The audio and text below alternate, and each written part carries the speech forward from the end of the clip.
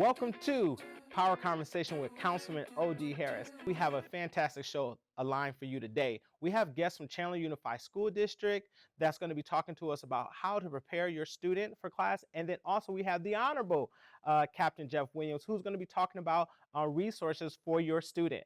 But before we get going on the show, let's talk about safety. Hi, we are out here in Washington, D.C., and we're asking teenagers if they've ever texted while they've crossed the street. Yes, most definitely. All the time, actually, yeah.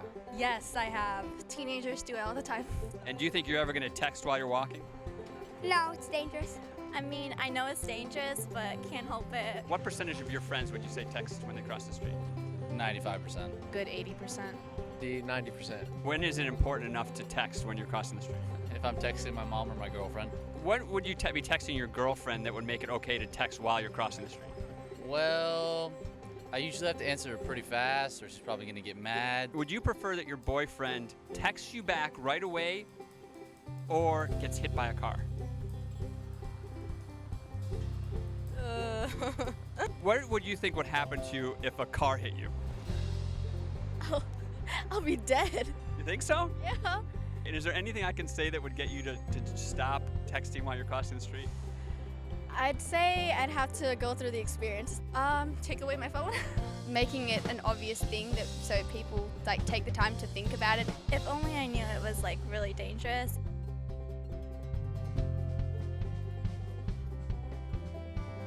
You're really gonna stop just based on this single conversation? Yeah. You're never gonna text again? I mean, it just hit me how bad it actually is. To learn more, visit safekids.org. So from now on, the rule is you don't have to text her when you're crossing the street. Do we all agree on that? Yeah, we do. Yes. I do. This is on camera, too.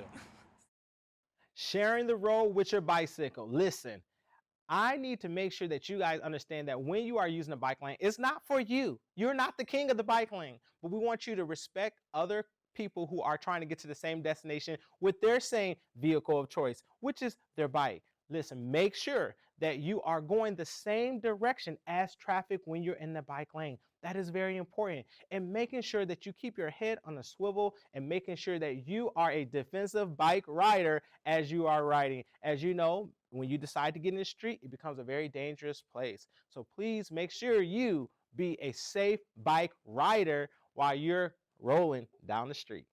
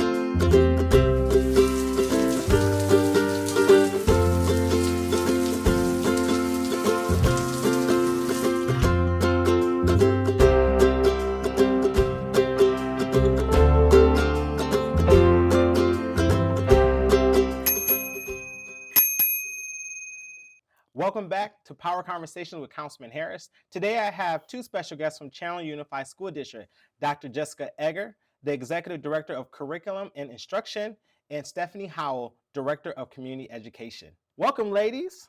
Hello, how are you? Hi. I'm great. So listen, we're going back to school. Everyone knows that this happens every year, and we are trying to make sure our students are ready to go. And so I want to just start out with you, Stephanie. What do students need and parents need to talk about before they start their day getting ready to go back to school? I think for me, it's just about being prepared for the day, right? Are you? Did you get a good night's sleep? Did you get breakfast? We were talking in the morning and this morning in the car on the way here.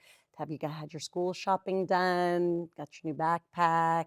Are you prepared and know what's going to be happening over the course of the day? Now, how much sleep is they supposed to get? Because my kids are always up all night long on TikTok. They're on every single social media there is. How many hours of sleep should they be getting? I'm going to defer to Dr. Redkin on that one. That's really not curriculum instruction.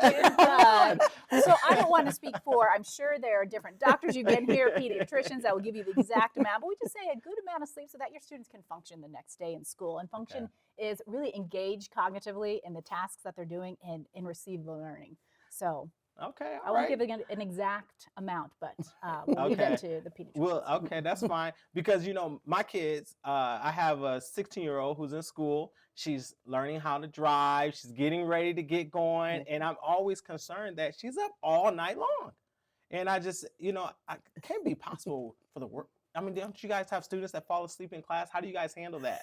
So yes, there are students sometimes that fall asleep in class, but we handle them with lots of care because you know what, we have a very diverse group of students in Chandler Unified School District, and you never know why a child's going to fall asleep, whether it's TikTok possibly, or it's because they're working 2 jobs, or they're caring for siblings or parents. So we just make sure that we handle all of our students with love and care and recognize that their body needs some sleep, but also make sure that they're ready and prepared to receive that learning too. So we gently just, say, hey, let's engage. Yes. So it happens occasionally. Okay, well, since we're talking about social media, this is a big question. How should parents monitor their children's social media? It's such a big thing in class, out of class. Can you all talk to us about how they should engage the social media platform? So I think as far as engaging in a social media platform, that's a parental choice when it's outside of the school day. I can speak only to Chandler Unified about the different things we do have available. We use Google Classroom and some different pieces in Chandler Unified School District, allow them opportunities to use technology in education. And there are different firewalls and things that protect them while they're in the classroom receiving that learning. So that's about as much as we get into social media. There's not a lot of social media, obviously, that we use during the school day because we do have some different pieces as an education entity that we have to abide by when students are in the classroom. So. All right. Well, Stephanie, let me ask you something. So a student gets ready, they get off to school, they're there, they're learning after school. What happens after school? Talk to us about after school programming. What should parents be talking to their students about? Well, so I can tell you this. So Chandler Unified, we have the opportunity, we have a couple different programs. So we have before and after school programming available with our Kids Express program that's available on the majority of our elementary sites. Parents can drop off anytime between 6:30 in the morning and the start of the school day, and they can pick up anytime until 6 p.m. So we have that, again, the majority of our elementary campuses. And then we also have the opportunity for our littlest learners, 0 to 5, we have daycare programming available at 3 of our campuses. And we have about 120 students in that, where anybody from our community, you don't have to be a CUSD employee, but any children can attend that programming. Oh, wow. Well, shoot, I don't have any young ones anymore. Otherwise, I'll be sitting in CUSD. You go in there. You go into that class. I'm going to tell you that now. But let me just ask you guys, academically, inside the classroom, a student struggling, they need resources. The teachers, I know that the teachers are trained to really, go in there immediately and say, hey, how can I help you? The student, the teacher, they're having a disconnect. It's academics. The student is frustrated, don't want the help from the teacher. How do CUSD engage that? Actually, let me talk from a parent perspective. How do we re-engage that with our student to get them back engaged? What type of conversation is that? That's a great question. So we service in the Chandler Unified School District pre-K through 12th grade. So any different developmental stage, it's going to look a little bit different. But you're right. We have students that don't engage because possibly there is that disconnect, like you said. They on TikTok? Maybe yours. And not that my children are perfect. But anyway, so sometimes there is a relationship that needs to be mended between the classroom teacher and the student. So what we try to do is we like to encourage all of our students, pre-K-12, even the earliest learners, to self-advocate. I mean, the easiest way that we have taught our children as we move forward is just raising your hand. And we know, though, that doesn't work for every child, because not every child wants to be out there and put their hand up and possibly not get the answer correct, or just, so what we do is we try to promote self-advocation in that way, and then also with the great relationships that the teachers create with the students. Hopefully there is that time where they can talk to a student individually. I feel that our teachers at Chandler Unified School District are so in tune with our students, and they just know when there's that extra piece that's needed. But you know what? Sometimes we can't, as a former classroom educator, you don't always see that. Right. So as a parent, if you're seeing that there's a disconnect, and just that social emotional piece, if there's a disconnect, please contact the classroom teacher directly, because they're the direct conduit to the child and always best intentions to create that relationship and help them with self-advocacy. Or if there's a skill or concept that they're having struggles with, we do offer several different opportunities to re-engage students, whether that is just assistance during the school day, during some tiered intervention pieces, or if there's after-school tutoring. It's very specified to each campus. So that is something that you would want to, as a parent, really reach out to that classroom teacher, create that relationship too, foster a relationship, and talk about your child, talk about what some of the obstacles are, so that we can really partner in making sure that the child gets what they need when they're in the school setting all day. Because you give us I'm a parent too. We are able to give our children to Chandler Unified School District, and we want to take the best care of them possible. So if there's something that you are seeing as a parent that we're not seeing, please reach out to the teacher. I like that. CUSD has always been a great partner with parents and students, and I know that you guys have to deal with a wide range of personalities, if I can say that, wide range of personalities. But when you care about something, there's this passion that happens that parents have, and they're advocating. But I like what you said. Self-advocate, parents. It's important for you to go to the school, get to know the teachers, the principals, and self-advocate, because sometimes there could be a disconnect. That child may actually know the information, but because of the disconnect, it's causing them to go blank, or maybe not able to really communicate what they've learned back to the teacher through form of a test or a quiz or something like that. So that's really good. So let me ask you something. If a student is struggling and they need tutoring, and they need that type of functionality to happen in their life regularly, does CUSD have a plan for that? Is that something that is a part of your regular curriculum or your regular offerings to students? I can take a piece of that, and then I think Stephanie Howell may have something to add. But we do offer tutoring at specific sites. It does depend on the amount of teachers and individuals that we have on site to tutor. Some is targeted tutoring, where it's an invite only, and others is more of an enrichment tutoring opportunity. So I would definitely say to parents, talk to your teacher, or your child's teacher, talk to the site. If your child's in 7 to 12, there's multiple teachers, talk with those individual teachers, because we also recognize that tutoring before and after school is not something that every child can get to. So oftentimes too, as we move through our district, we like to look at the different resources that we have available, including tutoring, online tutoring, pieces like that, or how do we do virtual tutoring. So there's several different ways we can provide Wait, they got virtual tutoring? Please tell us more about virtual tutoring. Perfect. So we do some tutoring in Chandler Unified School District. It could be in person or targeted, but we do have, in this current 22-23 school year, we actually implemented this resource in the spring of 2021, and it's called NetTutor.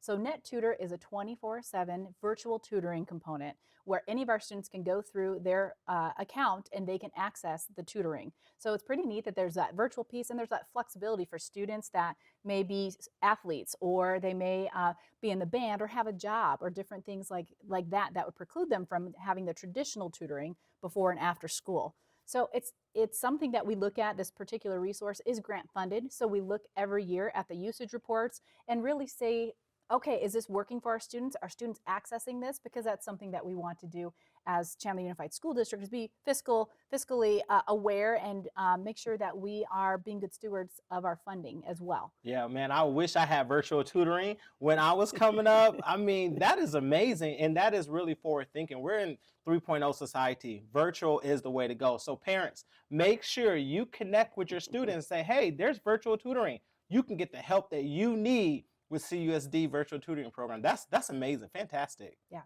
it's definitely something that we saw as a need, that our students don't always have that opportunity before and after school. So we have purchased this program. So NetTutor, 24/7 tutoring, virtual.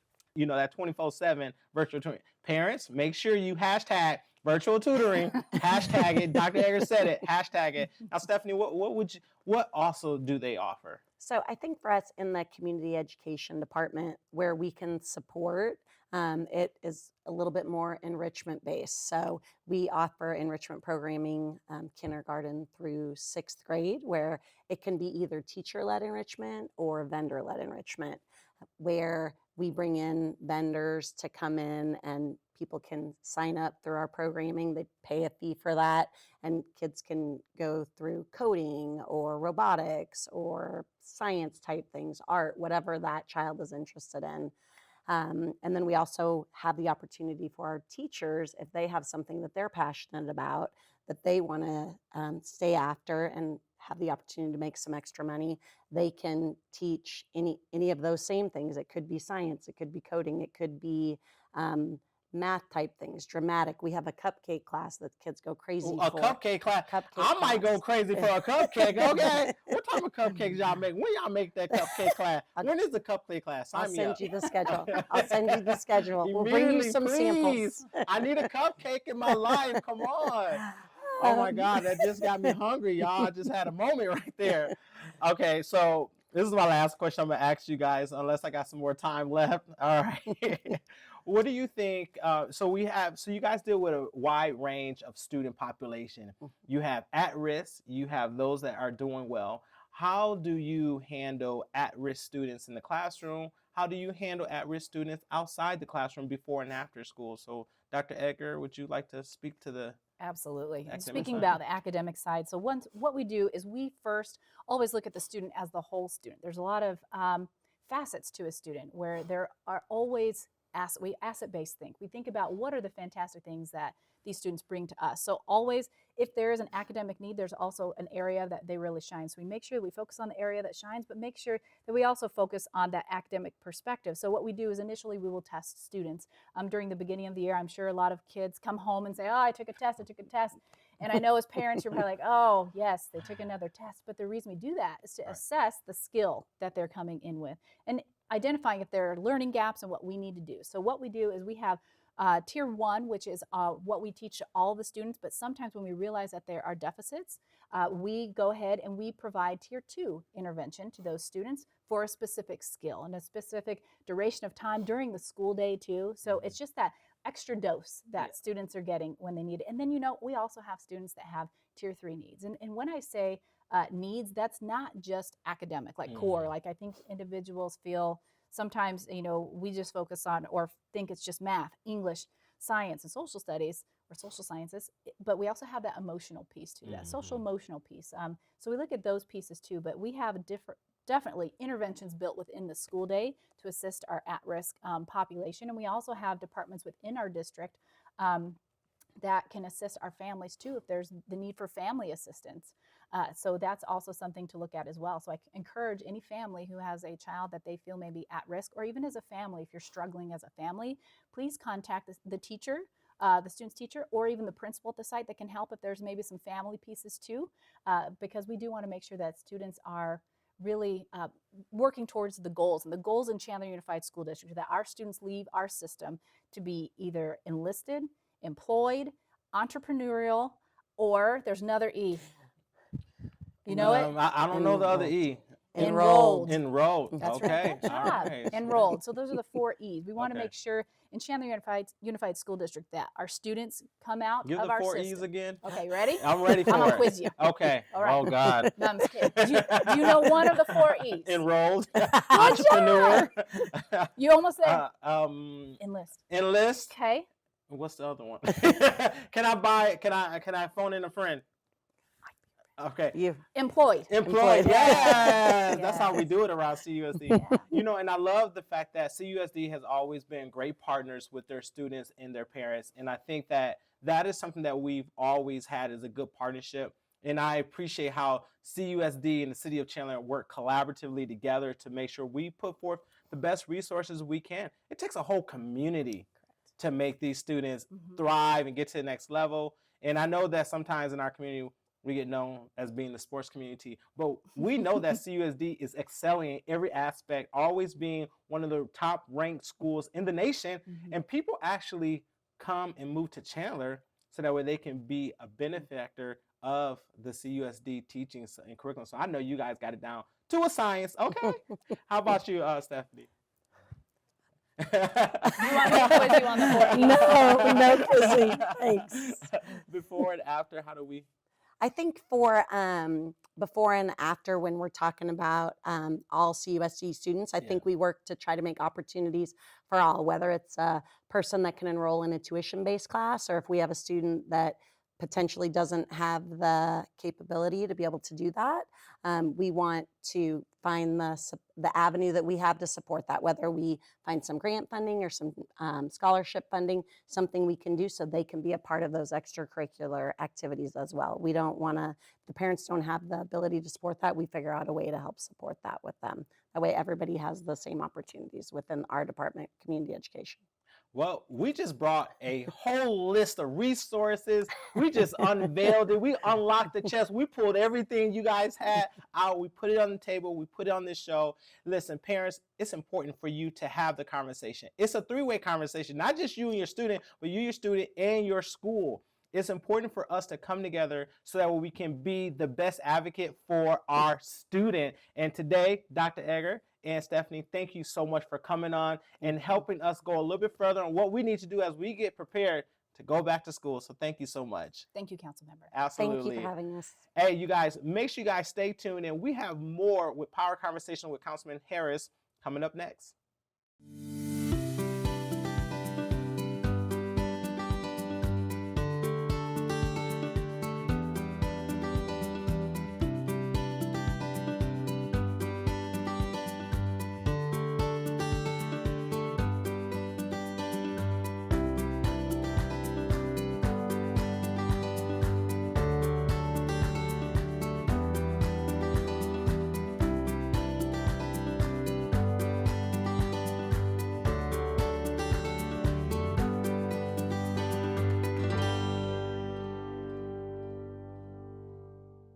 Welcome back to Power Conversations with Councilman OD Harris. Today we have Captain Jeff Williams from the Salvation Army, who's going to be talking to us about resources. How you doing today, sir? I'm doing well. Thank you for having me. You're looking well. Thanks.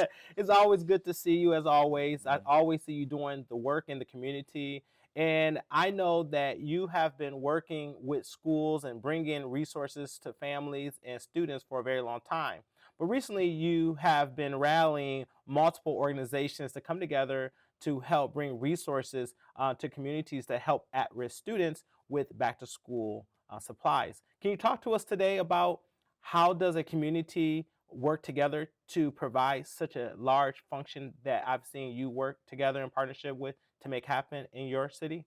Yeah, Councilman Harris, it's been a long journey. We've been doing this for years now, and we've set up a network of different nonprofits, corporate partners, and other faith-based organizations. We all come together to find out what's the greater good for our community. And out of that, we have been able to develop multiple programs and outreaches and giveaways, and really look into what the need is of our youth and our families that are in our community. So how does communities come together? As a leader in the community, how do communities come together in order to bring such an important resource to the community? I think that it goes back to the leadership of the city. The city has really empowered the nonprofit community to be able to step up and do these things and provide these services. And the collaboration and communication that goes back and forth, it's a constant. We're always communicating, and I think that's the biggest key to it. Yeah, so this is the big question. How do you find the partners? How do you find the people that's going to step up and say, I'm down, I'm going to give a backpack, I'm going to do this for the community? How do you find those partners? I think it's something that, like your drive and my drive, we believe in what we're doing. We believe that what we're doing is right and it's positive for the community. And so it's not as hard to find people who also believe in these same purposes. A child getting something that makes them successful in life is important. And if we're going to advocate for our kids to be successful, we need to equip them. And so I don't think that it's necessarily as hard. We'd get a lot of no's, I ain't gonna lie. Yeah, not this year, or maybe on the next one, or Right. something like that. But for the most part, we have some really good people in our community, good residents, good citizens, good partners in the community, good faith-based organizations that really believe in what we're trying to accomplish. Yeah, and so how do you make determinations of who's going to get it? Because recently you were a part of a big drive. Over 2,600 families were able to get supplies for their children. And I know because I went to it, it was all the way around the block. I seen a whole line. How do you make this happen? Well, a lot of really early mornings and late nights. No, this was the most successful year we've had. And we did hand out more backpacks than we ever have this year in supplies. And I think that there's a lot of pieces to it. And it all comes together when, I don't know how to really explain it. I mean, like, everybody did their part. They got to be on one accord. Exactly. With one mind that we're going to make this happen. Right, exactly. Everybody was determined to make it a success, Yeah. and therefore it was a success. Yeah, well, you had the police, you had the fire, Right. you had various not-for-profit organizations. Obviously, mayor and council was out there. Other elected officials were out there. That really takes tenacity. That really takes a certain type of drive. Now, I got to ask you the tough question. How do you find the resources? Because every community in America wants to know, where is the money? How did you get the money? Conversation. Oh, conversations, okay.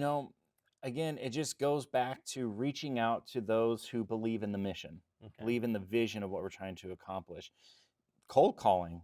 There's a lot of new companies that have come into our community, and this year we had a new company come out and be a title sponsor, which is the first time we ever had that. Wow. And and we look forward to working with all these groups, and it's relationships, and it's the ongoing throughout the year. The work that we do throughout the year leads to the ability to ask for these big asks when it comes time to do a big project. So this is the last question I'm going to ask you. Give me the 1, 2, 3 of how to set up a successful school drive in my community. If you're interested in being a part of a drive, it's just simply getting connected, putting out a bin, collecting the supplies, knowing what's needed, and being able to collect those. If you're in an HOA or in a small community, or you're with a small business or something, you can do an office drive. You can invite your customers, give a discount to a customer to bring in a supply. Working with your community or your apartment complex, whatever, everybody can do something to help. If you want to be a big monetary sponsor, and that's something that your company can do, or you're a retired person, you can do, getting connected. We use For Our City Chandler. That is our avenue to connect and link all of these organizations together, and it's a great opportunity to get connected. Yeah, so you guys heard it first right here. If you are seeking to do something like this in your community, you want to make sure you, number one, find out who your community partners are. Number two, obviously, probably number one is have a belief that you can make this happen, that is possible, you can do it. But finding people who's willing to connect to your vision, and then get out there and just do the work. And that's what you've been doing all this time. I'm very proud, and I'm very honored to be next to you, because I see you consistently doing the work and helping the community out. And I thank you for your time. I appreciate your support. Yes, sir. Thank you, sir. Hey, listen, you guys, this is what it's all about. Coming together, bringing resources together, and you got to have the passion. You got to drive. You got to make it happen. Hey, listen, more we have coming up next.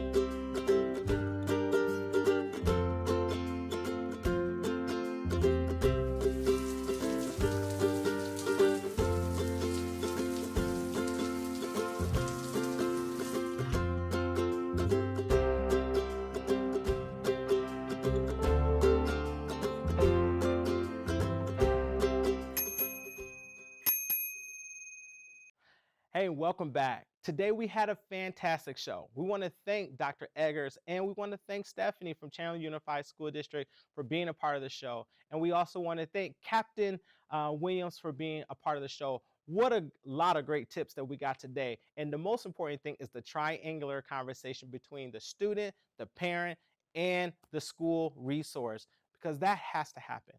And speaking of resources, it's important that this year our students are going to be faced with different challenges. But we want you to know that there is a hotline. The mental health hotline 988 is available if you are having thoughts, if you're confused, if you're not for sure if you want to continue on in this life. There's someone on the other end of that resource to help you get through this. Listen, we all struggle, and we want to make sure that your struggle is heard, and we want to make sure that you have resources. So please make sure you call 988 if you know someone that is struggling or thinking about, dying by suicide. We want you to call the 988 number. It's a great resource. Thank you so much for tuning in. I'm Councilman Harris.